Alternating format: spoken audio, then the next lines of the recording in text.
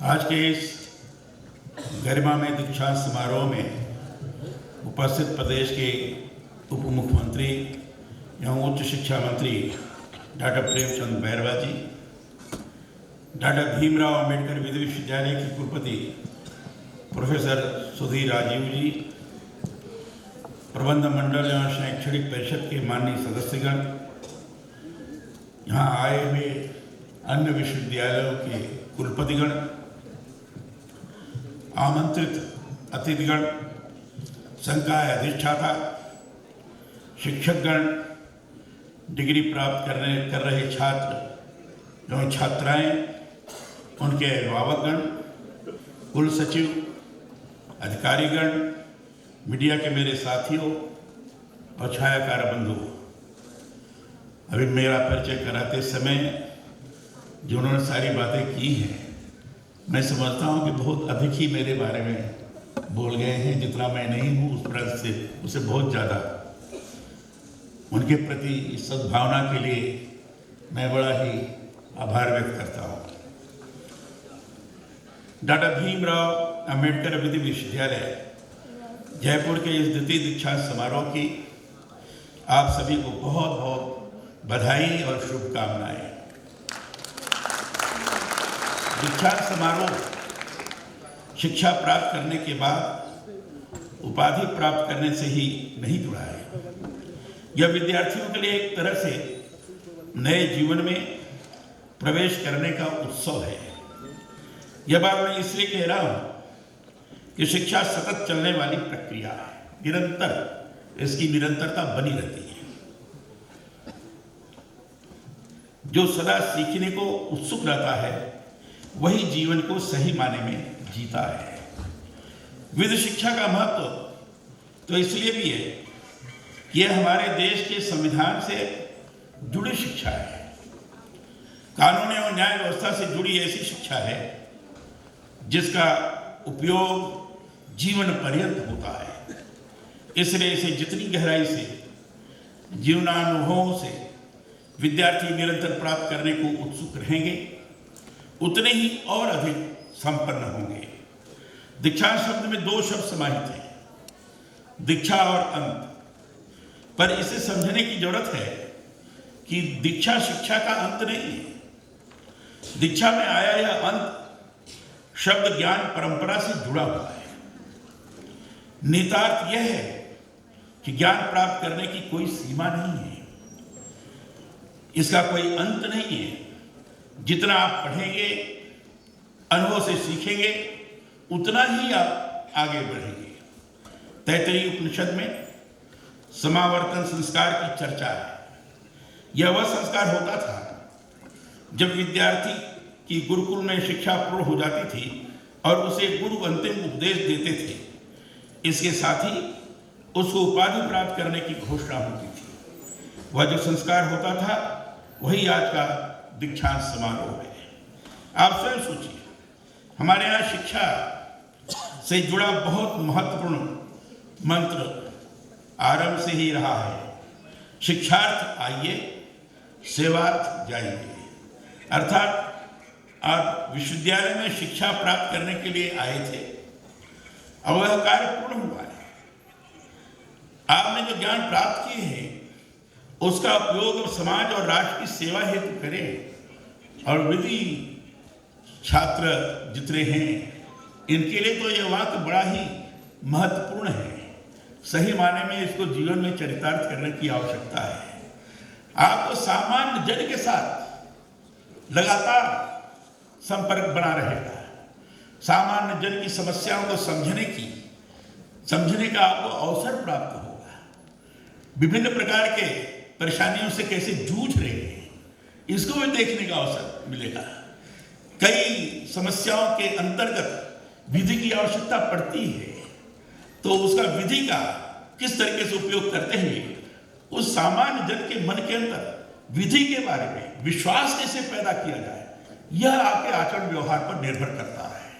और इसे सेवार्थ जाइए, उसका अर्थ आपके लिए यही होना चाहिए, सामान्य जन आपके प्रति इतना विश्वस्त रहे, जो भी बात की जाएगी निश्चित रूप से सही तौर पर विधि के आधार पर ये समापन करेंगे, उसका समाधान करेंगे और हमें समस्या से मुक्त कराएंगे। ये विश्वास जगना बहुत आवश्यक है। जिन महानुभावों का नाम लिया उन्होंने, जिन वकीलों का नाम लिया, विधि शास्त्रों का नाम लिया, उन लोगों के जीवन का ऐसा ही स्वरूप रहा है। उन्होंने इसी प्रकार की सेवा की और इसलिए आज सामान्य विधि के बीच में उनकी चर्चा होती है। आपने जो ज्ञान प्राप्त किया है उसका उपयोग अब समाज और राष्ट्र की सेवा हेतु करें। मेरा सभी विधि शिक्षा प्राप्त करने वाले विद्यार्थियों से आग्रह कि यही दीक्षांत का लक्ष्य होना चाहिए। आपके विधि शिक्षा का लाभ समाज के कमजोर, वंचित और न्याय के लिए संघर्षरत ऐसे लोगों को भी मिले जिनके पास आपको देने के लिए कुछ भी नहीं है। यही शिक्षा का प्रमुख ध्येय है कि हम उससे बहुत कुछ अर्जित तो करें, परंतु बदले में समाज को कुछ दें भी। मैंने आप सभी को अभी भारतीय संविधान की उद्देशिका और मूल कर्तव्यों का वाचन किया है। उद्देशिका का हमने वाचन करवाया है, मैंने किया भी है और आपसे भी करवाया है, ताकि आप उसको आत्मसात कर सकें। जिस पवित्र संविधान के आधार पर आज हम इस स्तर पर बने हैं, उस पवित्र संविधान का उद्देश्य क्या है, उद्देशिका में लिखा क्या है, एक एक शब्द कैसे है। हम भारत के पूरा भारत का जो भौगोलिक स्वरूप है, उस भौगोलिक स्वरूप के अंतर्गत रहने वाले जितने लोग हैं, वो चाहे किसी भी पंथ के होंगे, किसी भी संप्रदाय के होंगे, किसी भी प्रकार के होंगे, वह सब लोग इसमें आ जाते हैं। हम भारत, ये संविधान एक शब्द में भारत के लोकतांत्रिक स्वरूप को प्रकट करता है। ऐसे संविधान का आपने उद्देशिका का आपने वाचन किया है और उसके एक एक शब्द को अपने आचार व्यवहार में लाने की आवश्यकता है। आप सबने सुना होगा कि प्रारंभ ही इस वाक्य से हुआ था, हम भारत के लोग। यह जो हम भारत के लोग हैं, इसके मूल में भारतीय लोकतंत्र की जीवंतता को गहराई से अनुभूत किया जा सकता है। लोकतंत्र किससे है? भारत में रहने वाले लोगों से ही तो है। इसलिए हमारे यहाँ संविधान में लोगों को मूलभूत अधिकार प्रदान किए गए हैं, उनके कर्तव्य भी निर्धारित किए गए। अधिकारों के साथ कर्तव्यों का संतुलन जब होता है, तभी मानवीय गरिमा सभी स्तरों पर स्थापित होती है। लोग फंडामेंटल राइट्स की बात कहते हैं, लेकिन फंडामेंटल ड्यूटीज की बात कोई नहीं कहता। इसलिए हमने कहा कि फंडामेंटल राइट्स तो आप पढ़े होंगे, बार बार फंडामेंटल राइट्स के उन धाराओं का उल्लेख करते होंगे, लेकिन फंडामेंटल ड्यूटीज क्या है, इसका उल्लेख बहुत कम होता है। शायद आप लोगों से बहुत कम लोगों को, सब लोग आप विधि के छात्र हैं, सब जानते तो होंगे ही, लेकिन 51A में फंडामेंटल ड्यूटीज का वर्णन हुआ, ये कैसे आया, 51 कब लागू हुआ, ये जो इमरजेंसी लगी थी तब लागू हुआ था। सर से कमेटी बनी थी फंडामेंटल ड्यूटीज के लिए, उन्होंने कहा था कि ये फंडामेंटल ड्यूटीज होनी चाहिए और उस समय लागू हुआ था। अब इसलिए मैं सभी सार्वजनिक कार्यक्रमों में प्रियम्बल और फंडामेंटल ड्यूटीज जरूर पढ़ता हूं, ताकि लोग अनुभव कर सकें कि हमारी ड्यूटीज क्या है।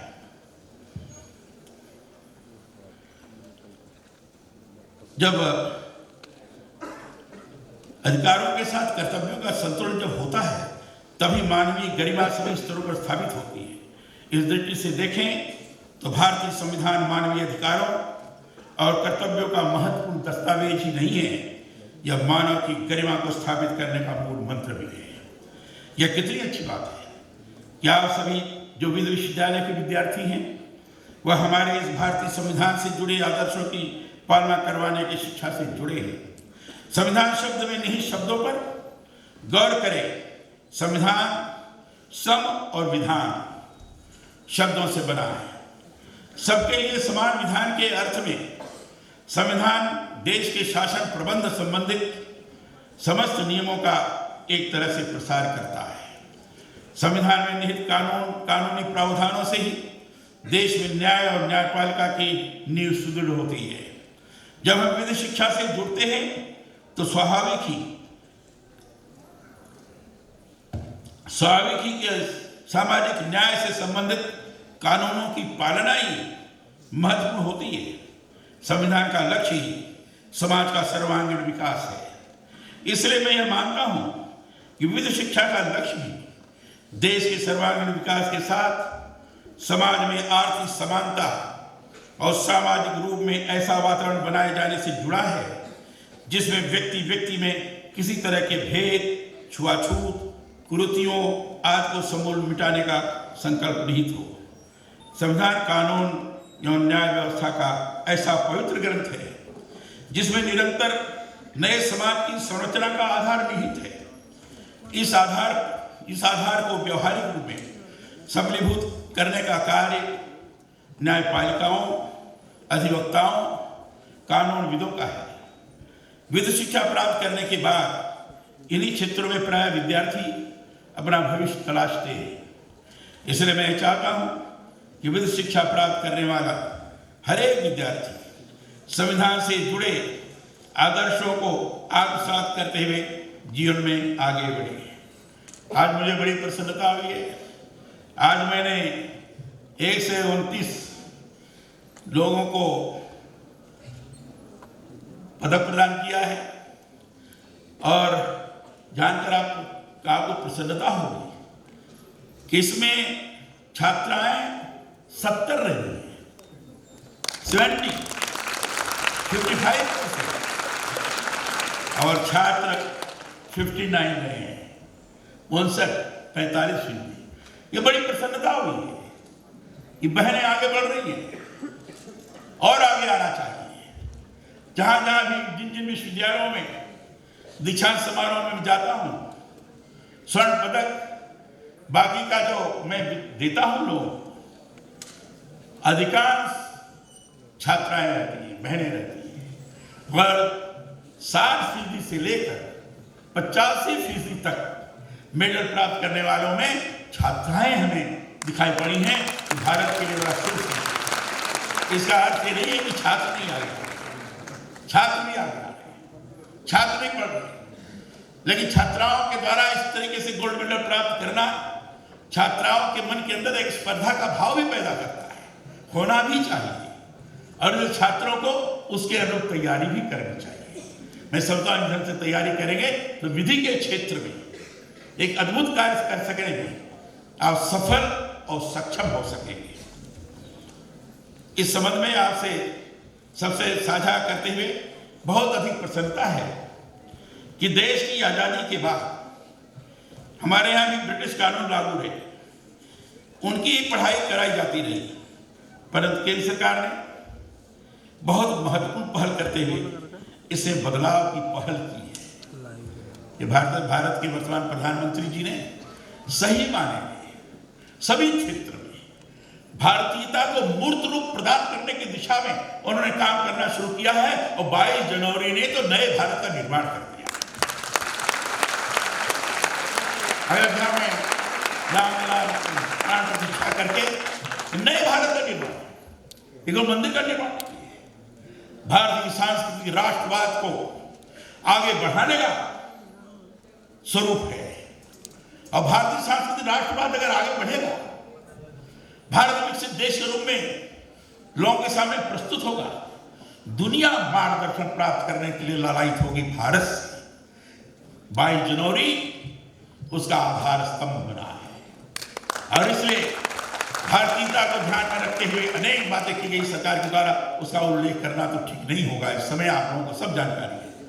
लेकिन मैं क्योंकि अब विधि विश्वविद्यालय के दीक्षांत समारोह में बोल रहा हूं, इसलिए भारतीयता का स्वरूप कैसा बना है विधि के क्षेत्र में, वर्तमान प्रधानमंत्री ने क्या दिया है, इसको जरूर बताना चाहूंगा। राष्ट्रपति श्रीमती द्रौपदी मुर्मू ने अभी दिसंबर 2023 में ही संसद में 3 नए कानून, भारतीय न्याय संहिता, भारतीय नागरिक सुरक्षा संहिता और भारतीय साक्ष्य अधिनियम पारित किए। इनके पारित होने के साथ ही देश में औपनिवेशिक काल की भारतीय दंड संहिता आईपीसी, दंड प्रक्रिया संहिता सीआरपीसी और भारतीय साक्ष्य अधिनियम 1872 के स्थान पर अब भारत के अपने कानून देश में लागू हो गए। ये बहुत बड़ी चीज है, कोई सरकार हिम्मत नहीं कर पा रही। हमारे यहाँ आरंभ से न्याय व्यवस्था में विश्वास रहा है। यह जो कानून पारित हुए हैं, इनमें सजा देने के बजाय, कानून सजा ही देता है, लेकिन इसमें सजा देने के बजाय न्याय देने पर ही अधिक ध्यान केंद्रित किया गया है। न्याय, इन कानूनों का मकसद अपराधों और उनकी सजाओं को परिभाषित कर आपराधिक न्याय प्रणाली को पूरी तरह से बदलना है। यह जो ऐतिहासिक पहल हुई है, उससे भारत में लागू किसी भी कानून के तहत उत्तरदायी किसी भी व्यक्ति पर भारत से बाहर किए गए किसी भी अपराध के लिए इनके तहत मुकदमा चलाया जा सकेगा। पहली बार कानून में आतंकवाद को स्पष्ट रूप से परिभाषित किया गया है। राजद्रोह को अपराध के रूप में खत्म कर दिया गया है। इसके स्थान पर देश के खिलाफ अपराध नामक एक नया खंड जोड़ा गया है। यह बहुत बड़ा परिवर्तन है। मैं कानून में हुए इन बदलावों को अमृतकाल की बहुत बड़ी उपलब्धि मानता हूं। हमारे यहां तो संविधान ही सर्वोच्च है। संविधान निर्माताओं ने शासन के तीनों अंगों, विधायिका, न्यायपालिका और कार्यपालिका को एक समान शक्तियां दी हैं। एक समान शक्तियां प्राप्त होने के बावजूद हमने न्यायपालिका, सर्वोच्च न्यायालय को संविधान का संरक्षक माना है। ठीक वैसे ही जैसे मीडिया को लोकतंत्र का चौथा स्तंभ हमने मान लिया है। आम व्यक्ति के लिए न्याय को सुलभ, सस्ता और न्यायिक प्रक्रिया को जनोन्मुखी बनाने के लिए कानूनों में परिवर्तन के साथ साथ यह भी जरूरी है कि कानून की शिक्षा भारतीयकरण किया जाए। मुझे इस बात का विश्वास है कि केंद्र सरकार के स्तर पर विधिक क्षेत्र में जो परिवर्तन की मुहिम चलाई गई है, उससे आने वाले समय में देश का परिदृश्य तेजी से बदलेगा। इस बात की भी उम्मीद है कि विधिक शिक्षा हमारी प्राचीन न्याय व्यवस्था के सिद्धांतों के अनुरूप पूर्णतः भारतीय होने की ओर अग्रसर होगी। भारतीय प्राचीन न्याय व्यवस्था आदर्श मूल्यों से जुड़ी है। इसमें दंड की बजाय अपराधी को सुधारने पर जोर है। कानून की शिक्षा में भी इसी तरह की पढ़ाई होती है, जिससे अपराध कम हो तभी उसकी सार्थकता है। राजस्थान में राज्यपाल पद संभालने के बाद मेरी सर्वोच्च प्राथमिकता यही रही है कि संविधान जागरूकता के लिए सभी स्तरों पर कार्य हो। इसी उद्देश्य से प्रदेश के विश्वविद्यालयों में संविधान पार्क निर्मित करने की पहल हमने की है और लगभग जो राज्य से नियंत्रित विश्वविद्यालय हैं, सभी विश्वविद्यालयों में संविधान पार्क बन गया है, संविधान उद्यान बन गया है। ये जानकर आपको प्रसन्नता हो। इसी उद्देश्य से प्रदेश के विश्वविद्यालयों में संविधान पार्क निर्मित करने की पहल हमने की। विधानसभा में अपने अभिभाषण में पहली बार संविधान के उद्देश्य का और मूल कर्तव्यों के वाचन की परंपरा का सूत्रपात मैंने किया है और अपने हरेक सार्वजनिक कार्यक्रम में मेरा प्रयास रहता है कि संविधान के उद्देश्य का और मूल कर्तव्यों का वाचन करूं। राज्यपाल चूंकि संविधान प्रमुख होता है, इसलिए राजभवन में भी हमने संविधान निर्माण से जुड़ी ऐतिहासिक यात्रा से इसके वर्तमान स्वरूप और संविधान से जुड़ी भारतीय संस्कृति के जीवन चित्रण के रूप में संविधान उद्यान का निर्माण किया है। राष्ट्रपति श्रीमती द्रौपदी मुर्मू ने इस उद्यान का वर्ष 2023 में लोकार्पण किया है। जो राजभवन में संविधान उद्यान है, उसकी विशेषता है जो मूल संविधान की प्रति है, उस मूल संविधान की प्रति के आधार पर सारी चीजें की है। संविधान की यात्रा कैसे संविधान बना, वहां से शुरू हुआ है। कॉन्स्टिट्यूएंट असेंबली जब बनी, कॉन्स्टिट्यूएंट असेंबली में कई कमेटीज बनी, ड्राफ्टिंग कमेटी बनी, सबकी चेयरमैन सब लोगों का है। कितने कमेटी में रहे, ऐसे सब लोगों का उल्लेख भी है, फोटो भी है। और उसके बाद जब ड्राफ्टिंग हो गई, डॉक्टर भीमराव अंबेडकर उसके चेयरमैन थे, उन्होंने डॉक्टर राजेंद्र प्रसाद को भी सौंपा है संविधान। ये सारी चीजें हैं और आगे बढ़ा है। और संविधान के हर भाग के पहले भारतीय संस्कृति और सभ्यता से संबंधित जो सारी चीजें हैं उसको भी चित्रकार ने, शांति निकेतन के जो बड़े प्रमुख चित्रकार थे श्रीमान नंदलाल बोस, और आप जानकर प्रसन्न होंगे कि राजस्थान के ही उनके सहयोगी थे कृपाल सिंह जी, 2 वर्ष पहले उनका निधन हो गया है। इन लोगों ने चित्रकारी की। मोहनजोदड़ो हड़प्पा में जो सारी चीजें मिली हैं, बुल भाग्य के पहले वो उसका चिन्ह है। भगवान राम और लक्ष्मण और सीता अयोध्या की तरफ गमन कर रहे हैं तो फंडामेंटल राइट्स का के पहले उनका चित्र है। डायरेक्टिव प्रिंसिपल्स के पहले भगवान कृष्ण अर्जुन को उपदेश देने की ताकत, ये संदेश दिया गया है। महात्मा बुद्ध का है, महावीर स्वामी का है, गुरुकुल का है, विक्रमादित्य महाराज का है, अकबर का है, इस सब लोगों का है। आप देखेंगे तो प्रसन्न हो जाएगा। वनस्पतियां हैं, समुद्र हैं, प्राकृतिक सारे दृश्य हैं। भारत कैसा है, भारतीयता क्या रही है, इन सारी चीजों का चित्रण उन संविधान के 22 भागों के पहले चित्रित किया गया है। उसके माध्यम से संदेश दिया गया है कि आगे कैसी धाराएं आने वाली हैं। यह संविधान वाटिका के अंतर्गत अगर आप देखना चाहेंगे तो देख सकते हैं। देखकर प्रसन्न होंगे आप। पढ़ने से उतना याद नहीं रहता है, लेकिन देखने से ज्यादा याद हो जाता है। चित्रकारी देखने से याद हो जाता है। तो संविधान एक और संविधान नहीं है, ये भारतीय मूल पवित्र ग्रंथ है। जैसे गीता है, कुरान है, बाइबल है, वैसे हमारा संविधान है जो इतने बड़े लोकतांत्रिक देश को संचालित कर रहा है। वो संविधान भारतीयता के आधार पर संचालित कर रहा है, उसको देखने की आवश्यकता है। मित्रों, मैं चाहता हूं ये जो संविधान से जुड़ी जागरूकता के कार्य है वह निरंतर जारी रहे। इसी से देश के नागरिक संविधान की संस्कृति में रच बस सकेंगे और संविधान की हमारी व्यवस्थाओं के प्रमुख आधार न्यायपालिका, कार्यपालिका और विधायिका में उनका विश्वास भी बना रहेगा।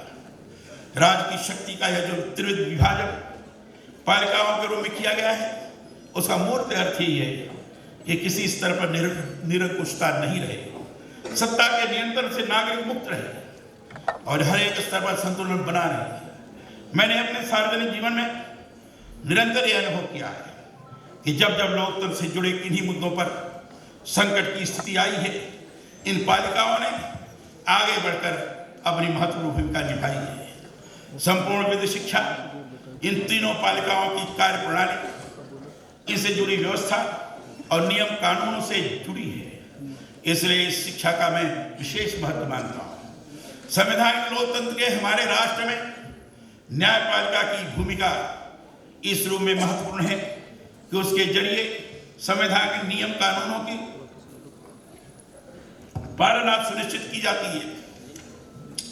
न्यायपालिका में आज भी लोगों का सर्वाधिक विश्वास इसलिए कि वहां पर तटस्थ होकर निर्णय होते हैं, उसे किसी स्तर पर प्रभावित नहीं किया जा सकता है। संविधान के अंतर्गत हमने देश के शासन के लिए जो आदर्श विधान बनाए हैं, उनकी पालना सुनिश्चित करने का कार्य न्यायपालिका के जरिए ही होता है। समय समय पर संविधान के आदर्श को किसी अपने निर्णय के तहत प्रभावी रूप में प्रसारित करने का कार्य भी न्यायपालिका द्वारा ही किया जाता है। इस संदर्भ में विधि शिक्षा की बहुत महत्वपूर्ण भूमिका है कि इसके जरिए न्यायपालिका से आप विद्यार्थी सीधे तौर पर जुड़ते।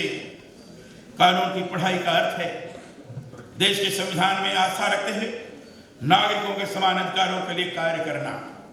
मैं चाहता हूं संविधान की पालना के लिए सभी को जागरूक करते देश में कानून और न्याय व्यवस्था के प्रति आस्थावान बनाए रखने की भी बड़ी जिम्मेदारी आप विद्यार्थियों की ही है।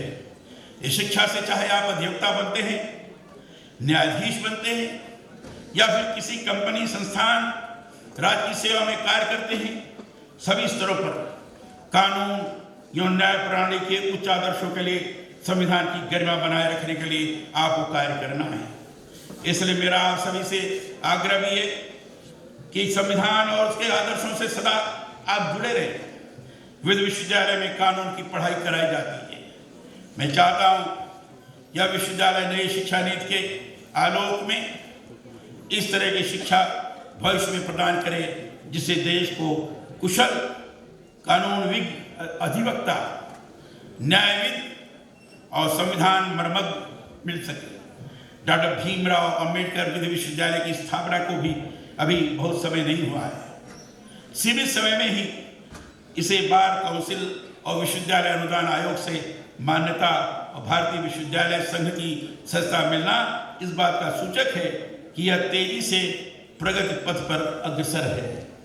अभी कुलपति महोदया ने अपने उद्बोधन के दौरान बात कही, हम बढ़ना चाहते हैं, विश्वविद्यालय आगे जाना चाहता है, प्रगति कर रहा है, लेकिन कमियां भी हैं। यहाँ इन्होंने कहा कि केवल कंट्रोलर को छोड़कर और कोई नियुक्ति नहीं हुई है। वो नियुक्ति बहुत आवश्यक है और मैं उनको आश्वस्त करता हूँ। इस समय हमारे बीच में माननीय शिक्षा मंत्री भी महोदय बैठे हुए हैं। मैं आपको विश्वास दिलाता हूँ, जिस कमी की तरफ आपने ध्यान आकर्षित किया है वो शीघ्र ही समाप्त हो, उन्हें किसी प्रकार का संदेह नहीं है। विश्वविद्यालय द्वारा ऑन स्क्रीन मूल्यांकन पद्धति के माध्यम से उत्तर पुस्तिकाओं के मूल्यांकन की जो अभिनव पहल की गई उसकी मैं सराहना करता हूँ। इस व्यवस्था से उत्तर पुस्तिका डिजिटल रूप में सुरक्षित रहती है और उसे एक क्लिक पर कहीं भी मूल्यांकन के लिए भेजा जा सकता है। ट्रैक करके यह भी जाना जा सकता है कि कितनी पुस्तिकाएं जांची जा चुकी हैं। समय पर परीक्षा परिणाम जारी करने और पारदर्शिता की दिशा में यह बहुत महत्वपूर्ण है। मैं दूसरे विश्वविद्यालयों से भी आग्रह करूंगा कि इस व्यवस्था का वह अनुकरण करें। मैं चाहता हूं कि विश्वविद्यालय विद्यार्थियों को राष्ट्र कल्याण से जुड़े नवीनतम कानूनों के बारे में भी निरंतर अद्यतन करें। यहाँ पढ़ाने वालों को चाहिए कि केवल पाठ्य पुस्तकों तक ही अपने को सीमित नहीं रखें, बल्कि निरंतर नवीन जो कुछ कानून की दृष्टि से देश में हो रहा है उनके प्रति भी विद्यार्थियों को निरंतर अद्यतन करें। यह विश्वविद्यालय जिनके नाम से स्थापित है वह डॉक्टर भीमराव अंबेडकर संविधान निर्माता ही नहीं थे, बल्कि बहुत बड़े विद्वता भी रहे। स्वतंत्र भारत के प्रथम कानून मंत्री के पद पर रहते हुए उन्होंने सदियों तक गुलाम रहे भारत के वंचित वर्गों के अधिकारों, उनकी स्वतंत्रता के स्थायित्व, ऊंच नीच का भेद मिटाकर समानता स्थापित करने वाले कानून पारित करवाए। 29 अगस्त 1947 को वे संविधान लिखने वाली प्रारूप समिति के अध्यक्ष चुने गए। मैं मानता हूं कि डॉक्टर अंबेडकर सांस्कृतिक राष्ट्रवाद के सच्चे पोषक थे। उन्होंने देश की एकता और अखंडता के साथ भारतीय संस्कृति और जीवन मूल्यों पर ही सदा जोर दिया। मैं चाहता हूं कि आदर्शों को आत्मसात करते हुए इस विश्वविद्यालय के विद्यार्थी भविष्य की उन्नत राहों पर आगे बढ़ें। मेरी ये भी कामना है कि यह विश्वविद्यालय विधि शिक्षा में शोध की मौलिकता के साथ गुणवत्तापूर्ण शिक्षा में देश का अग्रणी विश्वविद्यालय बने।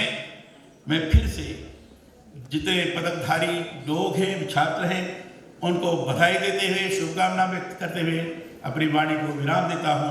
बहुत बहुत धन्यवाद।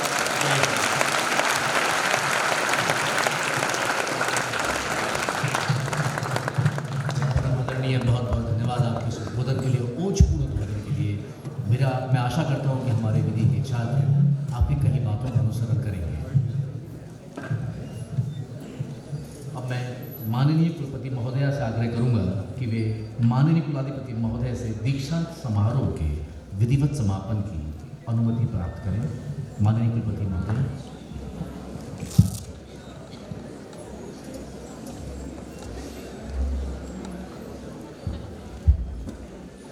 माननीय कुलाधिपति महोदय, क्या आपकी अनुमति है कि दीक्षांत समारोह का विधिवत समापन किया जाए?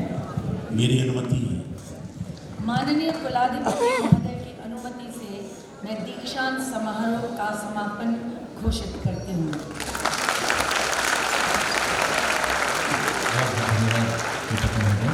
मैं अब कुलसचिव महोदय को धन्यवाद ज्ञापन हेतु आमंत्रित करता हूँ। कुलसचिव महोदय।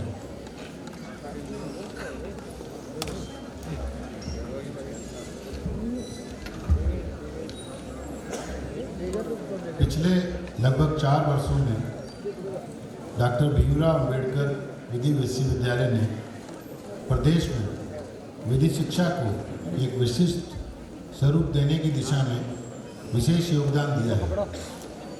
विश्वविद्यालय के इस दूसरे दीक्षांत समारोह में पधारने के लिए विश्वविद्यालय के कुलाधिपति और प्रदेश के माननीय राज्यपाल महोदय, प्रदेश के माननीय उप मुख्यमंत्री एवं उच्च शिक्षा मंत्री जी, कुलपति महोदया एवं डीन विधि संकाय के प्रति आभार, जिन्होंने अपनी गरिमामयी उपस्थिति से दीक्षांत समारोह में अपना आशीर्वाद दिया। हमें विश्वास है कि माननीय कुलाधिपति महोदय तथा माननीय उप मुख्यमंत्री एवं उच्च शिक्षा मंत्री महोदय की उपस्थिति में आज जिन विद्यार्थियों को यहाँ उपाधियाँ वितरित की गई हैं, वह विद्यार्थी विधि के क्षेत्र में उच्चतम प्रतिमान कायम कर सकने में सफल होंगे और विश्वविद्यालय की गौरवशाली परंपराओं को आगे बढ़ाते हुए प्रदेश का नाम देश दुनिया में रोशन करेंगे।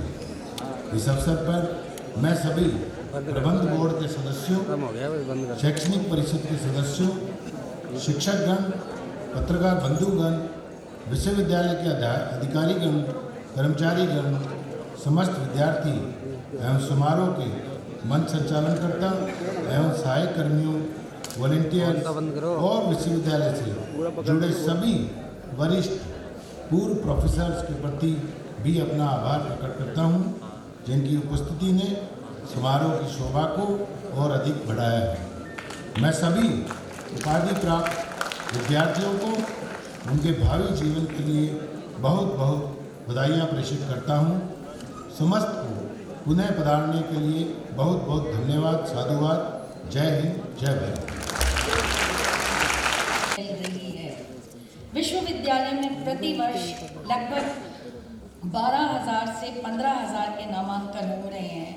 सत्र 2023-24 में 10,290 मेल और 4,436 फीमेल, 3 ट्रांसजेंडर मिलाकर कुल 14,729 स्टूडेंट्स ने रजिस्ट्रेशन करवाया है।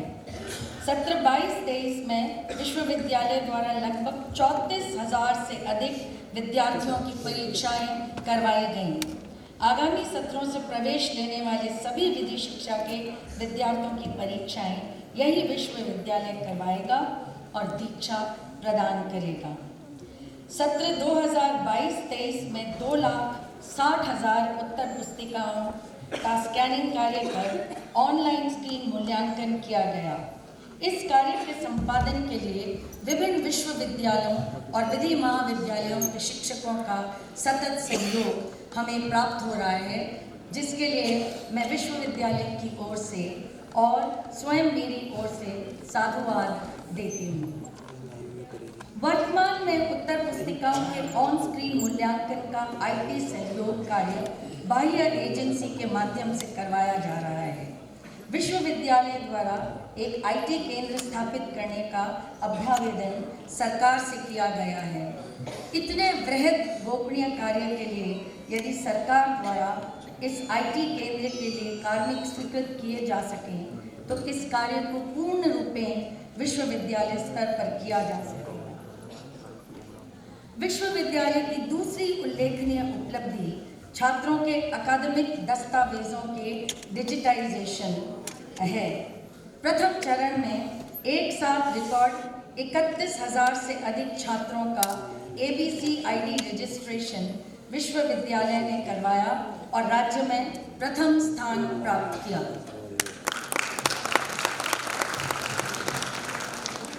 द्वितीय चरण में छात्रों के दस्तावेजों को डिजी लॉकर पर अपलोड करने की प्रक्रिया प्रारंभ की जा रही है। विश्वविद्यालय के स्थायी परिसर के लिए दहमी कला को 1,04,82 वर्ग मीटर भूमि आवंटित की गई है। 119 करोड़ रुपए की प्रशासनिक और वित्तीय स्वीकृति के उपरांत ही प्रथम चरण के निर्माण कार्यों के अंतर्गत 2 अकादमिक भवन, एक प्रशासनिक भवन, छात्रों और छात्राओं के लिए हॉस्टल, अशैक्षणिक कर्मचारियों के स्टाफ क्वार्टर्स, इंटरनल रोड्स, मुख्य द्वार आदि का कार्य RSRDC द्वारा पूर्ण किया जा चुका है। द्वितीय चरण को पूर्ण कराने के लिए 267 करोड़ रुपए की राशि की प्रशासनिक एवं वित्तीय स्वीकृति हेतु प्रकरण राज्य सरकार को प्रेषित किया हुआ है। संवेतन और गैर संवेतन मदों में राज्य सरकार से केवल टोकन राशि ही स्वीकृत है। इस विश्वविद्यालय को नामांकन, परीक्षा, संबद्धता फीस और अन्य प्रकार के शुल्क से जो धनराशि प्राप्त होती है उसका उपयोग विभिन्न मदों में आवश्यकता अनुसार किया जा रहा है। आज कुलाधिपति महोदय हमारे बीच मौजूद हैं और मुझ पर उनका विशेष स्नेहाशीष रहा है, तो मैं ये कहने का लोभ स्मरण नहीं कर पा रही हूँ कि हमारे इस विश्वविद्यालय में स्वीकृत शैक्षणिक एवं अशैक्षणिक पदों में केवल एक परीक्षा नियंत्रक का पद ही भरा जा सका है। बड़ी संख्या में कार्मिकों एवं शिक्षकों की कमी के कारण यह विश्वविद्यालय काफ़ी सारी समस्याओं से जूझ रहा है। मुझे विश्वास है कि हमारे सहृदय कुलाधिपति महोदय इस दिशा में उचित दिशा निर्देश प्रदान करेंगे। आज के इस दीक्षांत समारोह में 678 छात्र एवं 510 छात्राएं यानी कुल 1188 विद्यार्थियों को माननीय कुलाधिपति महोदय द्वारा दीक्षा प्रदान की जा रही है। आज हमारा ये दीक्षांत समारोह कुलाधिपति महोदय एवं उप मुख्यमंत्री जी की विद्वतापूर्ण सानिध्य में संपन्न होने जा रहा है और मैं कामना करती हूँ कि विधि में शिक्षित और दीक्षित होकर ये विद्यार्थी इस देश और समाज के लिए काम करेंगे और उच्च न्यायिक विवेकशीलता के साथ अपना योगदान देंगे। मैं आप सभी विद्यार्थियों को बधाई और शुभकामनाएं देती हूँ कि आपने अपने अथक परिश्रम से विधि की उपाधि प्राप्त की है और अपने क्षेत्रों में श्रेष्ठतम प्रदर्शन किया है। आप में से अधिकतर लोग न्यायालयों में विधिवेता या न्यायाधीश बनेंगे और लोगों के न्याय का पथ प्रशस्त करेंगे। प्रिय विद्यार्थियों, विधि कानून या लॉ ही वह पद्धति है जिसे कार्डिनल वर्च्यू कंसिडर किया जाता है। इसमें फॉरसाइट, इनसाइट और विजडम जैसे गुण भी घुल गए हैं। लॉ वह क्षमता प्रदान करती है जिससे हम उचित समय और उचित स्थान पर उचित कार्यवाही करते हैं। मैं कामना करती हूँ कि आप इन सद्गुणों के साथ विधि के क्षेत्र में अपनी पहचान बनाएंगे और इस विश्वविद्यालय के मस्तिष्क को ऊंचा रखने में सहायक सिद्ध होंगे। सम्मान्य अतिथियों, अभिभावकों, मेरे सहकर्मियों, प्रिय विद्यार्थियों और सभी आमंत्रित मेहमान लोग, मैं आप सबकी आभारी हूँ कि आप हमारे इस द्वितीय दीक्षांत समारोह के सुखद क्षणों में हमारे साथ हैं। आप सबका हृदय तल से धन्यवाद और साधुवाद। जय हिंद, जय भारत।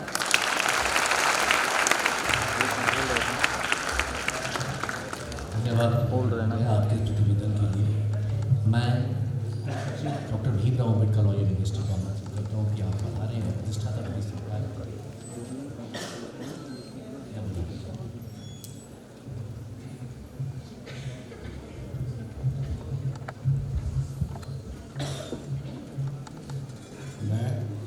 डीन विधि संकाय से निवेदन करता हूँ कि वे विधि संकाय की स्नातकोत्तर पाठ्यक्रम की उपाधि व डिप्लोमा की दीक्षा प्रदान करने हेतु माननीय कुलाधिपति महोदय के सम्मुख उपाधि व डिप्लोमा के योग्य प्रमाणित विद्यार्थियों को प्रस्तुत करें।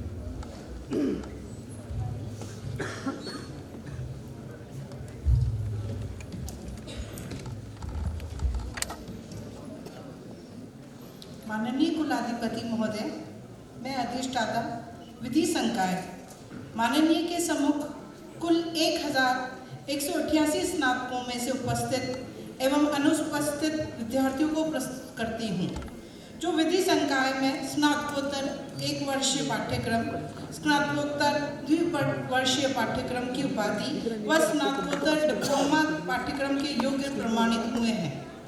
मेरी सविनय प्रार्थना है कि माननीय इनको उपाधि व डिप्लोमा की दीक्षा प्रदान करें।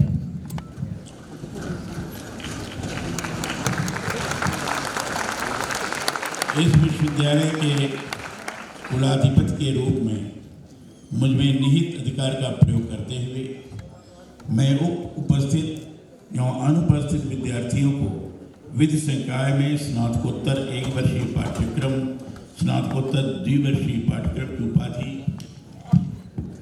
स्नातकोत्तर डिप्लोमा की दीक्षा प्रदान करता हूँ और अपेक्षा करता हूँ कि आप अपनी वाणी, जीवनचर्या तथा व्यवहार से सदा सर्वदा अपने को उक्त उपाधि और डिप्लोमा के योग प्रमाणित करें। धन्यवाद। धन्यवाद कुलाधिपति महोदय। अब मैं कार्यक्रम को आगे बढ़ाते हुए वो अवसर है जिसकी वजह से हमारे छात्राएं और छात्र उपस्थित हुए हैं।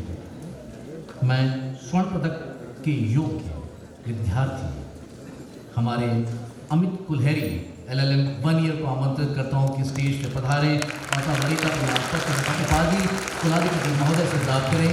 लेकिन ये बहुत बड़ा हमारे अवसर है कि अमित, आपने बहुत अथक प्रयास किया है, प्रयत्न किया होगा, तो आपको गोल्ड मेडल प्राप्त हुआ है, आप इसके बधाई के पात्र हैं।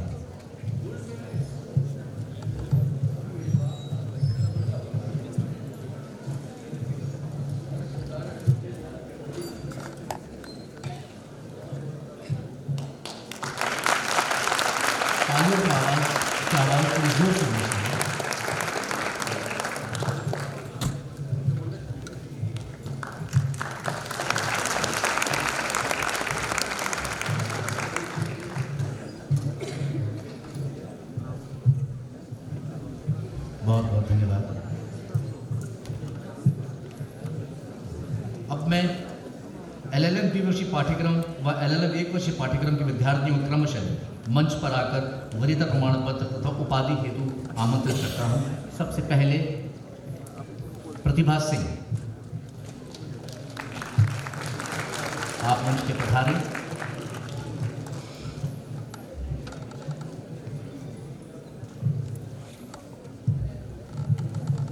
प्रज्ञा सिंह सिसोदिया,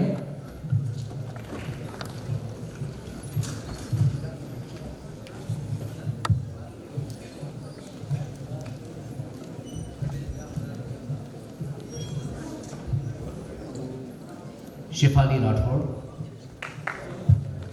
कर्तव्य ध्वनि से स्वागत करें सभी का और उनका उत्साह बढ़ाएं।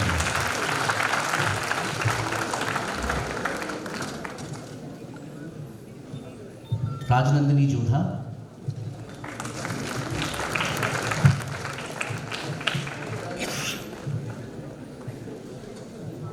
रिद्धिका तिवारी,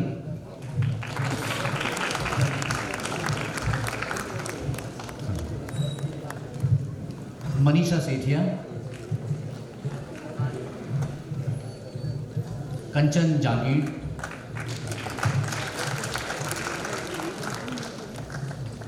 सुरभि विश्नोई,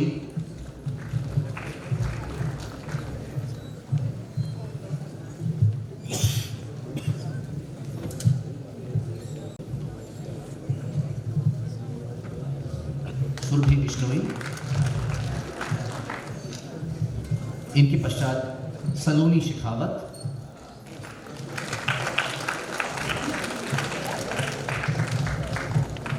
अब प्रियदर्शिनी फंगारो,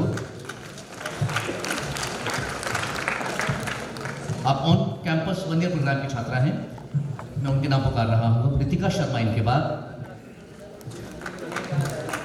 तालियां कम नहीं होनी चाहिए। नमन अग्रवाल,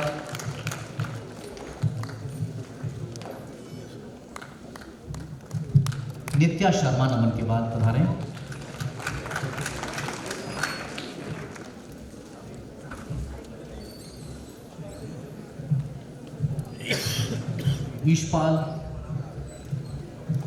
ईशपाल सिंह,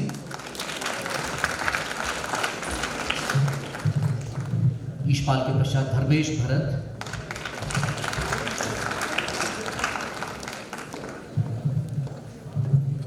झीलू सांखला,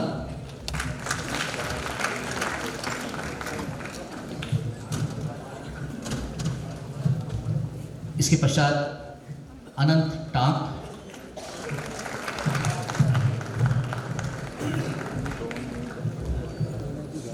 अजय बैनार,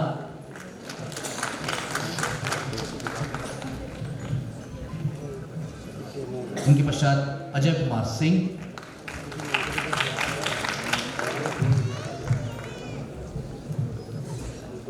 अमन भारद्वाज,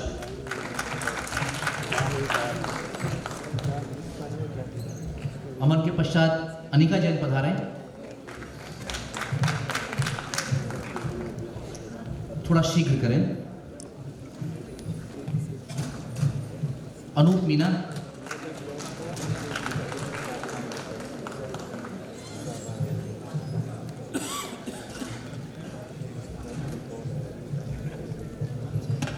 अनूप मीना, चिराग,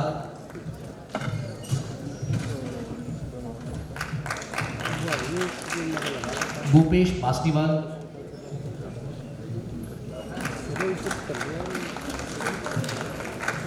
हिमांशु मिश्रा,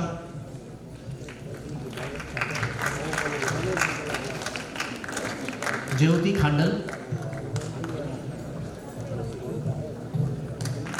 कृति नामा,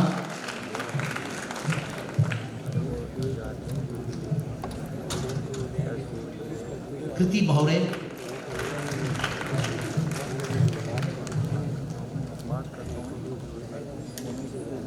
लवीना बच्छानी,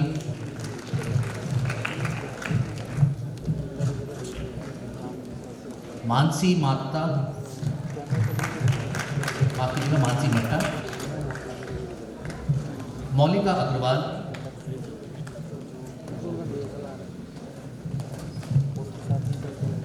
मौलिका अग्रवाल,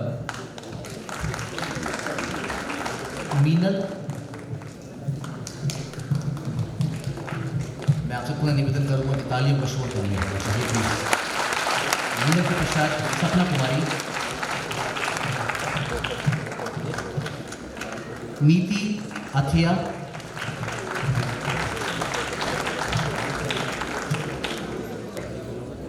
निशा कोठारी,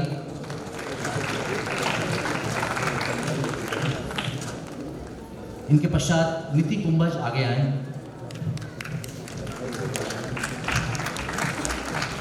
नीति के पश्चात पंखुरी खंडपुर आगे आए।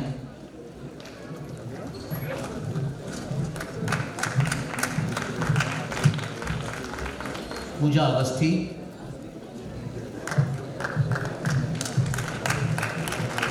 पूनम चारण, पूजा अवस्थी, पूनम चारण, प्रद्युम्न लाटा,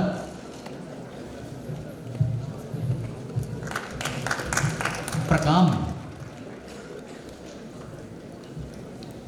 प्रकाम के पश्चात प्रखर मारमत,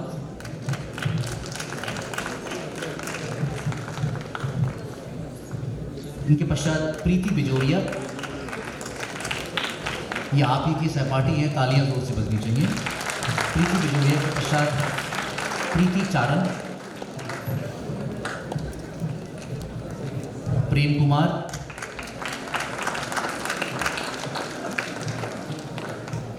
तथा माफ कीजिएगा रविंद्र कुमार,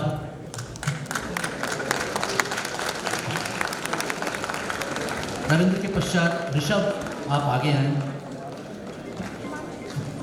ये सर मैं आप जो है जो व्यक्ति जो खड़े हैं सर, ये 72 वर्ष की उम्र के हैं और आप इनके हौसले की दाद दीजिए। जो 72 वर्ष की उम्र के हैं बहुत बड़ी बात है, बहुत सम्मान है। रविंद्र कुमार,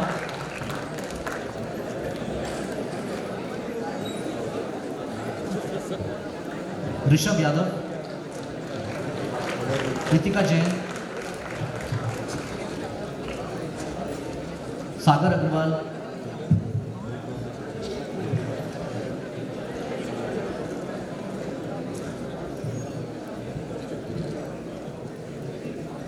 रितिका जैन आपको आगे, सागर अग्रवाल हो, श्रेया जैन, श्रेया जैन,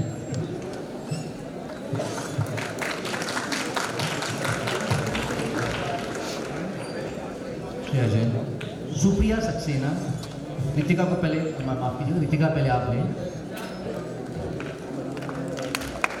रितिका के पश्चात सुप्रिया सक्सेना, आपके पश्चात विकास कुमावत,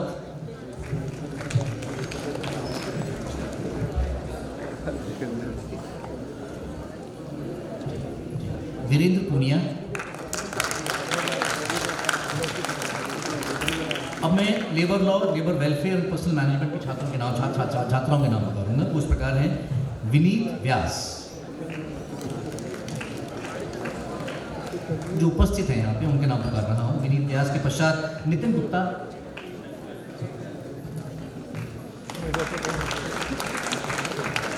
प्रियंका कटारा, उनके पश्चात आए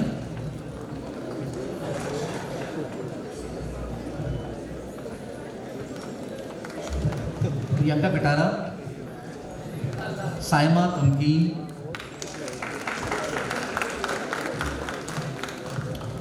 उनके पश्चात साइमा के पश्चात प्रियंका सोनी,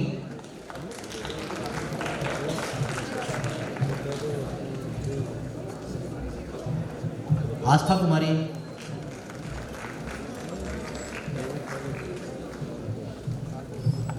अब मैं डिप्लोमा कोर्स क्रिमिनोलॉजी और क्रिमिनल एडमिनिस्ट्रेशन छात्रों के नाम बता रहा हूँ। रजनी मौर्य,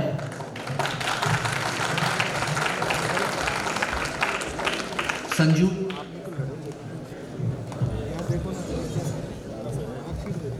संजू के पश्चात ट्विंकल छपेरा, उनके पश्चात आयुष मोदी, आयुषी, माफ कीजिएगा, आयुषी मोदी, इनके पश्चात Vipin Sharma, diploma course in forensic science and criminal investigation की छात्राओं के नाम हैं अदिति चोपड़ा, खुशबू सिंगला,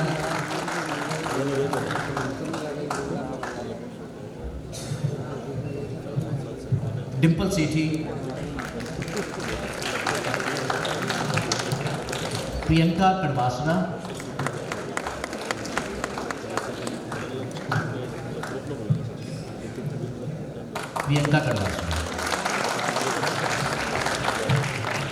मैं आग्रह करूंगा रितिका शर्मा आप मंच पे पधारें। रितिका शर्मा, थोड़ा शीघ्र पधारें।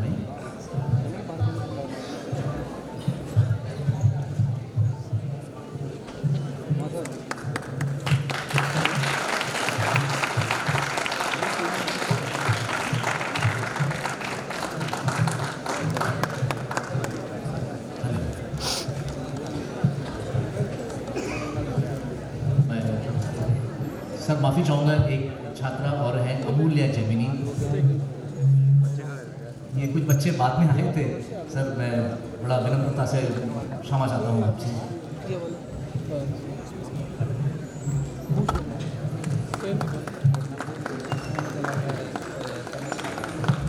आप सभी का धन्यवाद।